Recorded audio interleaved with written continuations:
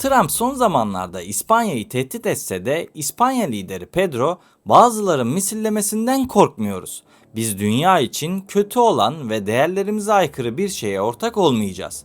Ülkemizin ekonomik, kurumsal ve hatta söylemeliyim ki ahlaki gücüne tam güven duyuyoruz şeklinde açıklama yaptı. Daha önce Filistin'e yönelik saldırıları da kınayan İspanya gerçekten bu yönüyle tam bir rol modele dönüştü. Zaten bu açıklamaların üzerine de sosyal medyada Türkiye ve İspanyol dostluğu başladı. Bu videoda İspanyolların biz Türklerle olan yakın ilişkilerini konuşacağız.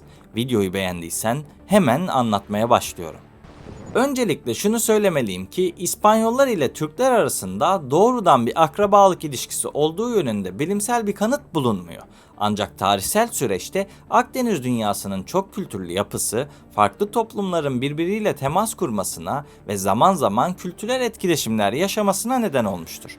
Bu etkileşimler özellikle İspanya'nın 3 kıtaya hakim olduğu dönemlerde İspanyol topraklarına komşu olmasına kadar uzanıyor.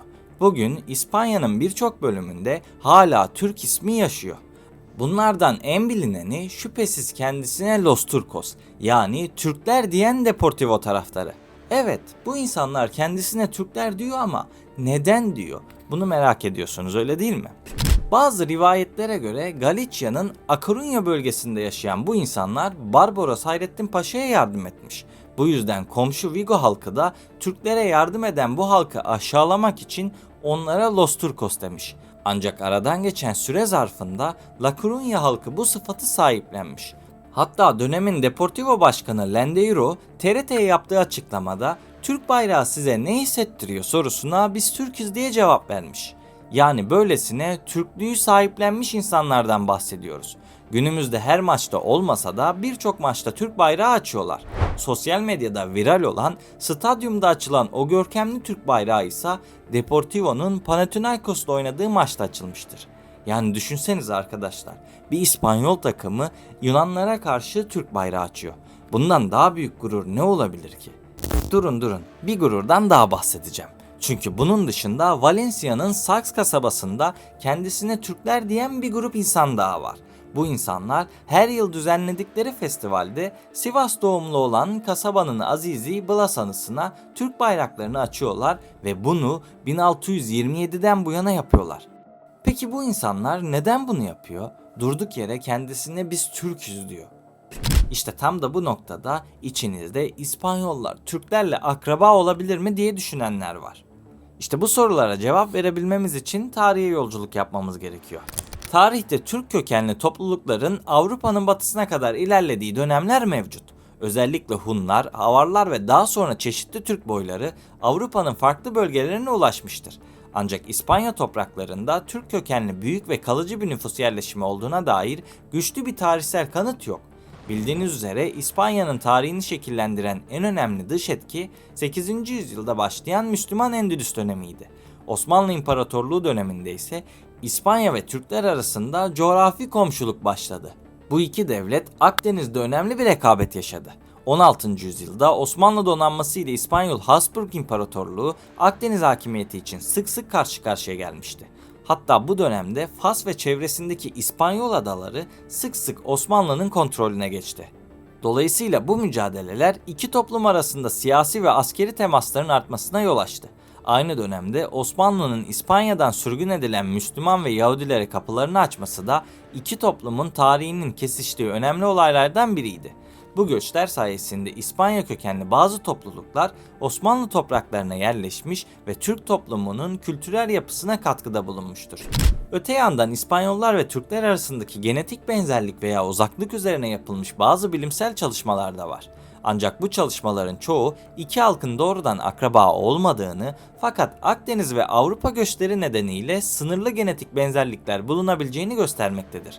Birinci olarak Türklerin genetik yapısı üzerine yapılan çalışmalar Anadolu'nun tarihi boyunca çok sayıda göç almış bir bölge olduğunu ortaya koyuyor.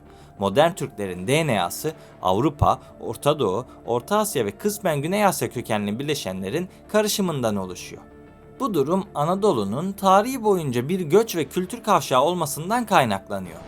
İspanyolların genetik kökeni üzerine yapılan araştırmalarsa İber Yarımadası halkının büyük ölçüde Batı Avrupa kökenli olduğunu göstermektedir. Bu noktada önemli bir detay var. Neolitik dönemde Anadolu'dan Avrupa'ya göç eden çiftçiler bugünkü Avrupa halklarının genetik yapısında önemli bir rol oynamıştır. Bu nedenle bazı genetik çalışmalar Türkler ile İtalya ve İspanya gibi Akdeniz halkları arasında belirli benzerlikler bulunduğunu göstermektedir. Nitekim uzun yıllar süren bir araştırma, Türk DNA'sının İtalya'nın Toskana bölgesi ve İspanya'daki bazı popülasyonlarla genetik yakınlık gösterdiğini belirtmiştir. Ancak bu yakınlık modern Türkler ile İspanyolların aynı halk olduğu anlamına gelmiyor. Daha çok eski göçlerin bıraktığı ortak genetik izler. Dolayısıyla İspanya'da bazı insanların Türk soyundan geldiği yönündeki iddialar aslında birkaç farklı tarihsel olayın zamanla birbirine karışmasından doğmuştur. Bu iddiaların arkasındaysa 3 ana tarihsel unsur bulunur. Endülüs dönemi, Osmanlıların Akdeniz'deki faaliyetleri ve Moriskoların yani Hristiyanlaşan Müslümanların Osmanlı topraklarına göçü. Endülüs dönemi bu tartışmaların en önemli başlangıç noktasıydı. 711 yılında Kuzey Afrika'dan gelen Müslüman ordular İber Yarımadası'na girerek büyük bir kısmı ele geçirdi ve yaklaşık 800 yıl süren Endülüs medeniyeti ortaya çıktı. Lakin bu fetihleri gerçekleştirenlerin büyük çoğunluğu Arap ve Berberi kökenliydi. Türklerin bu dönemde İspanya'da büyük bir nüfus oluşturduğuna dair güçlü bir kanıt yoktu.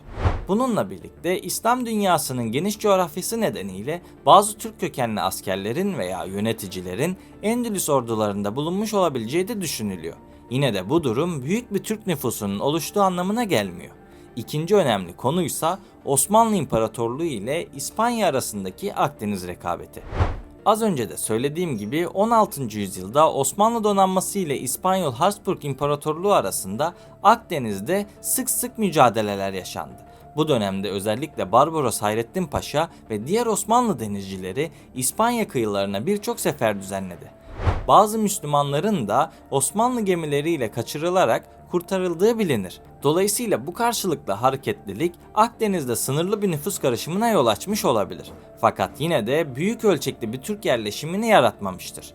Üçüncü ve en önemli unsursa Moriskoların meselesidir. Moriskolar Reconquista sonrası Hristiyanlaştırılan ancak Müslüman kökenli olan Endülüs halkına verilen isimdi.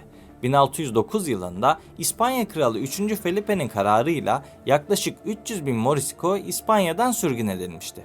Bu insanların önemli bir kısmı Kuzey Afrika'ya, bir kısmı ise Osmanlı topraklarına göç etmek zorunda kaldı. Osmanlı İmparatorluğu bu göçmenleri özellikle İstanbul, Selanik, İzmir ve Anadolu'nun bazı şehirlerine yerleştirdi. Bu nedenle Türk toplumunda İspanya kökenli bazı ailelerin varlığı bilinir. Ancak süreç ters yönde işlemiştir. Yani İspanyolların Türkleşmesinden ziyade İspanya kökenli Müslümanların Osmanlı toplumuna katılması söz konusudur. Bunun yanında İspanya'da bazı bölgelerde halk arasında Turco veya El Turco gibi lakapların kullanıldığını da söyledim. Özellikle tarih boyunca Osmanlıların Avrupa'daki güçlü imajı nedeniyle Türk kelimesi bazen Müslüman anlamında kullanılmıştır. Bu yüzden bazı yerel efsanelerde veya lakaplarda Türk kelimesi geçebilir. Peki sizler bu konu hakkında ne düşünüyorsunuz? İspanyollarla gerçekten akraba olabilir miyiz? Fikirlerinizi yorumlarda belirtmeyi ve videoyu beğenmeyi unutmayın. 200 bin yolunda destek olmak için kanala ücretsiz bir şekilde abone olabilirsiniz. Bu küçük katkılarınız benim için gerçekten çok değerli. Beni buraya kadar dinlediğiniz için teşekkür ederim. Bir sonraki videoda görüşmek üzere. Kendinize iyi bakın, sağlıkla ve barışla kalın.